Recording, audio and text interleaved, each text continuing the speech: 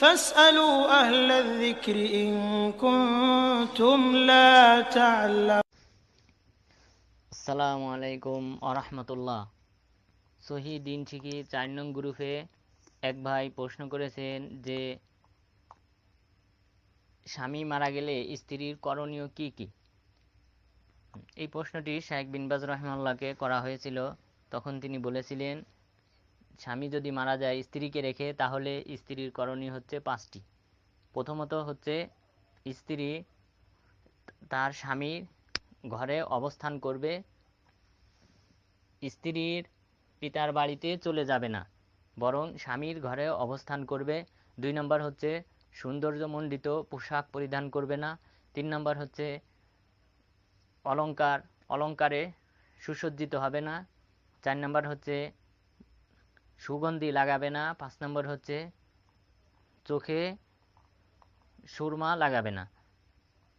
এখন দলিল হলো, বাড়িতে অবস্থান করতে হবে স্বামীর ঘরে। এই ব্যাপারে মহান রব্বুল আলামিন বলেন সূরা বাকারার 234 নম্বর আয়াত, ওয়াল্লাযীনা ইয়াতাওয়াফাউনা মিনকুম ওয়া ইয়াযারুনা আযওয়াজান ইয়াতারাব্বাসনা বিআনফুসিহিন্না আরবাআতা আশহুরি ওয়া আশরা।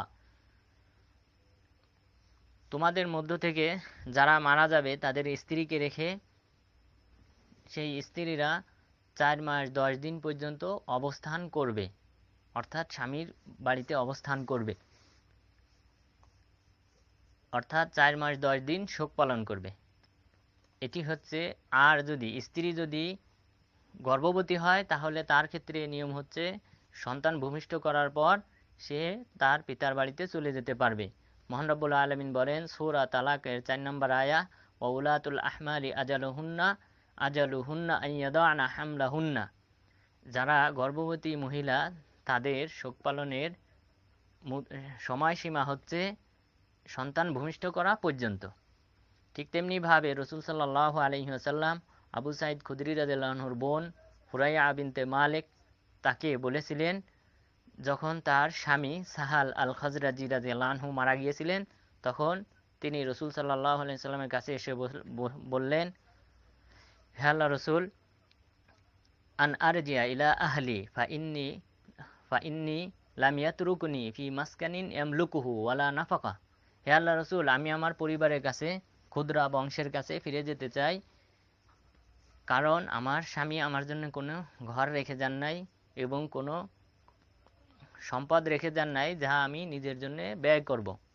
রাসূল সাল্লাল্লাহু আলাইহি ওয়াসাল্লাম তাকে অনুমতি দিলেন প্রথমে, যে তুমি যেতে পারো।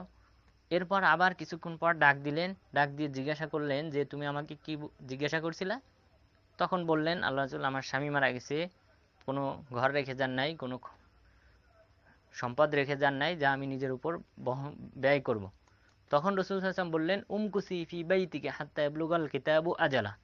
তুমি তোমার স্বামীর ঘরে ফিরে যাও, সেখানেই অবস্থান করতে থাকো যতক্ষণ পর্যন্ত না 4 মাস 10 দিন এই মুদ্দতটা পূরণ হয়।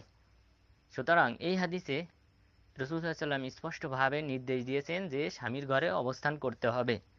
হাদিসটি সুনানু আবি দাউদের 2300 নম্বর হাদিস, সুনানু তিরমিজির 204 নম্বর হাদিস, সুনানুন নাসাই 3532 নম্বর হাদিস, সুনানু ইবনে মাজাহ 2031 নম্বর হাদিস। হাদিসটি তিরমিজি রাহিমাহুল্লাহ হাদিসটি হাসানুন সহি বলেছেন। শাইখ আলবানী রাহিমাহুল্লাহ সহি আবু দাউদে হাদিসটি সহি বলেছেন। ঠিক তেমনিভাবে রাসূল সাল্লাল্লাহু আলাইহি ওয়াসাল্লাম আরও বলেন, সহি বুখারীর 1280 নম্বর হাদিস এবং 5335 নম্বর হাদিস এবং সহি মুসলিম 1491 নম্বর হাদিস, লা ইয়াহিল্লু লিইমরাতিন তুমিনু বিল্লাহি ওয়াল ইয়াউমিল আখির আন তুহিদ্দা আলা মাইয়িতিন ফাওকা সালাসিন ইল্লা আলা যাওজিন ফাইন্নাহা তুহিদ্দু আলাইহি আরবাআতা আশহুরিন ওয়া আশরা। যে মহিলা ঈমান আনয়ন করে আল্লাহর প্রতি এবং পরকালের প্রতি, তার জন্য জায়েজ নেই যে সে কোনো মৃত ব্যক্তির শোক পালন করবে 3 দিনের বেশি। তবে তার স্বামীর ক্ষেত্রে ভিন্ন, কারণ স্বামীর ক্ষেত্রে সে শোক পালন করবে 4 মাস 10 দিন।